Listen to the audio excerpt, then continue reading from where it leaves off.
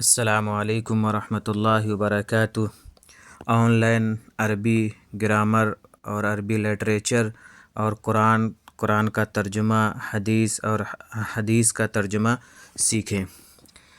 اس سے پہلے ہم نے سورہ بقرہ مکمل اپلوڈ کر دی ہے، جیسا کہ آپ لوگوں نے دیکھا اور اس کو سمجھا اور اپنی زندگی میں عمل کی کوشش بھی کرتے رہے۔ اب ہم قرآن کی تیسری سورت سورہ آل عمران، جو اس کا تعارف اور اردو ترجمے کے ساتھ ہم اپلوڈ کریں گے۔ اس کے اپلوڈ کرنے کے ہم دو طریقے اختیار کریں گے۔ ایک تو یہ کہ صفحہ واری، جو ایک صفحہ ہم اردو ترجمہ کر کے اپلوڈ کریں گے، اور اس کی ریلز بھی بناتے جائیں گے، ایک یا دو یا تین آیت کر کے ہم اس کی ریل بنا کر اس کا ترجمہ کریں گے، جس سے انشاءاللہ آپ کو دونوں اعتبار سے فائدہ ہوگا۔ سورت آل عمران ہے یہ، اور عمران کہنے کی وجہ یہ ہے کہ عمران حضرت مریم علیہ السلام کے والد کا نام ہے، اور آل عمران کا مطلب ہے عمران کا خاندان۔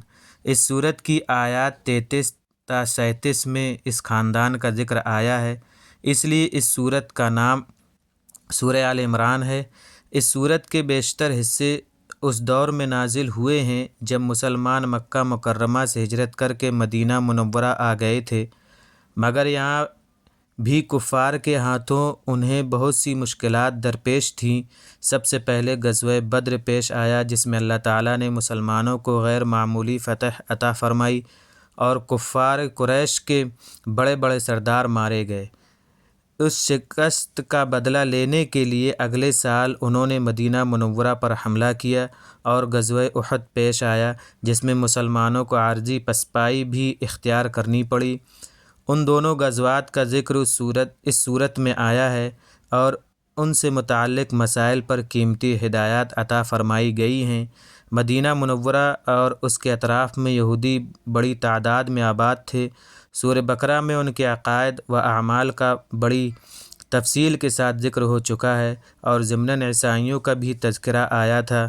سورہ آل عمران میں اصل روئے سخن عیسائیوں کی طرف ہے، اور ضمناً یہودیوں کا بھی تذکرہ آیا ہے۔ عرب کے علاقے نجران میں عیسائی بڑی تعداد میں آباد تھے۔ ان کا ایک وفد حضرت صلی اللہ علیہ وسلم کے پاس آیا تھا۔ سورہ آل عمران کا ابتدائی تقریباً آدھا حصہ انہی کے دلائل کے جواب اور حضرت مسیح علیہ السلام کی صحیح حیثیت بتانے میں صرف ہوا ہے۔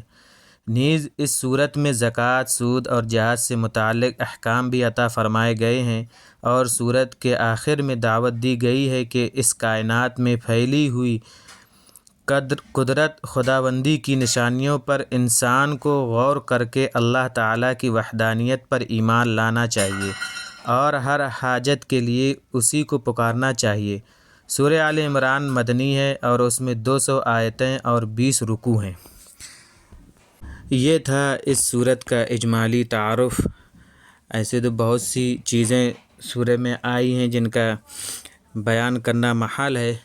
امید ہے کہ آپ لوگ اس سورت کو بھی دلچسپی سے سنیں گے اور اس پر عمل کرنے کی کوشش کریں گے۔ جو نئے ہیں وہ چینل کو سبسکرائب کر لیں اور بیل آئیکن پریس کر لیں، تاکہ تمام ویڈیوز ہمارے بروقت آپ کو پہنچتے رہیں، اور شیئر کرنا اور کمنٹس کرنا نہ بھولیں۔ السلام علیکم ورحمۃ اللہ وبرکاتہ۔